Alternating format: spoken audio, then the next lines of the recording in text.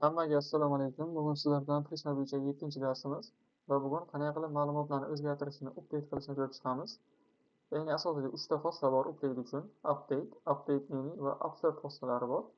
Update xossasidan boshlab ko'rib chiqamiz. Birinchi navbatda biz yangi route ochib olishimiz kerak. Bu yerda post va get bor, ya'ni post ma'lumotlarni create qilish uchun, get ma'lumotlarni olish uchun va ma'lumotlarni o'zgartirish uchun ham bitta route yozamiz. Export scenic function bu yerda put deymiz. Bu yerda aslida edit route'lar uchun alohida bitta papka ochishimiz kerak. Papka bilan route ochishimiz kerak edi.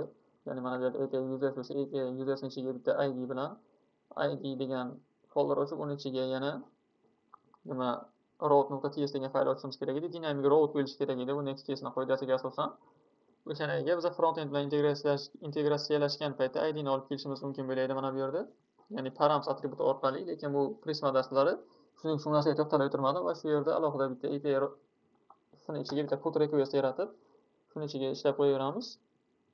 Birinchi navbatda biz putga ham xuddi postga bo'lganidek foydalanuvchi ma'lumotlarni olib kelishimiz kerak. Ya'ni front-enddan ma'lumot oladi bu ham. Ya'ni o'zgartirishimiz uchun va keyin qiladigan ishimiz konstanti update user degan o'zgartirish ochamiz. Update user tenglik yerga event qo'yamiz va Prismani chaqirib user modeliga murojaat qilib, buni update xossasini chaqiramiz. Update xossasi bu databazadagi aniq bitta ma'lumotni o'zgartirish uchun ishlatiladigan xossa. Bu funksiya object ochib olamiz va word degan atributi bor. Bu word atributi bilan biz ma'lumotlar bazamizdagi bitta ma'lumotni topib olishimiz kerak. Buni ID orqali qidiramiz. Ahamiyati yo'q, agar email orqali qidirmoqchi bo'lsangiz farqi yo'q. ID orqali qidiramiz va bu yerda men o'tib Prisma Studioning ichidan biron bir userni ID'sini olaman. Hozir yangilani olsin.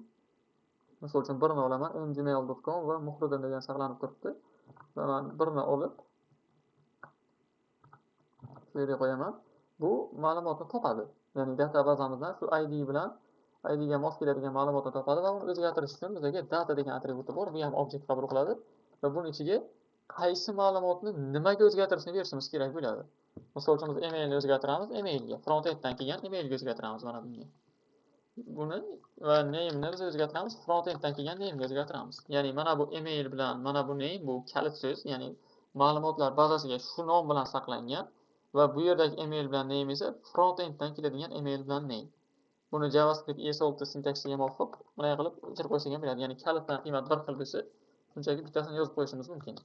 Va biz front-endga javob qaytaramiz. Return next response.json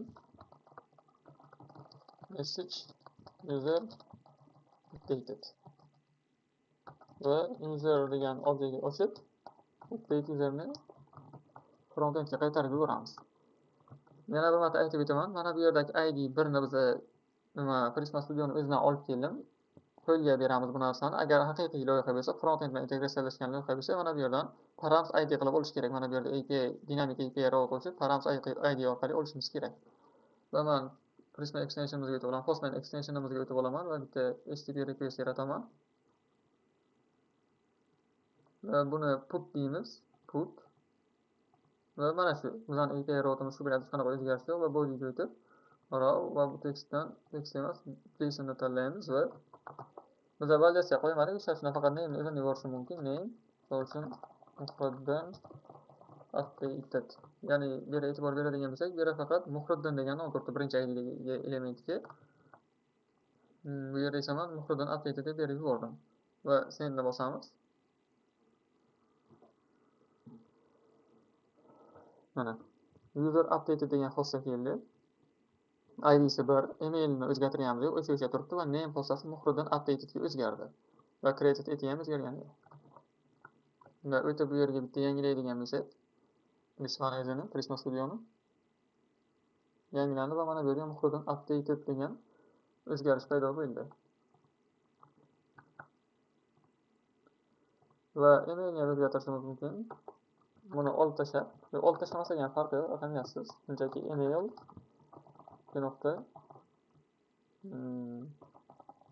Muhriddin elektron pochta belgisi gmail.com va sendni bosadigan bo'lsak, bu oldin mgmail.com edi va Muhriddin elektron pochta belgisi gmail.com ga o'zgardi.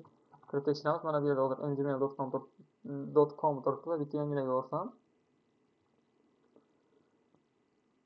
mana Muhriddin elektron pochta belgisi gmail.com ga o'zgardi.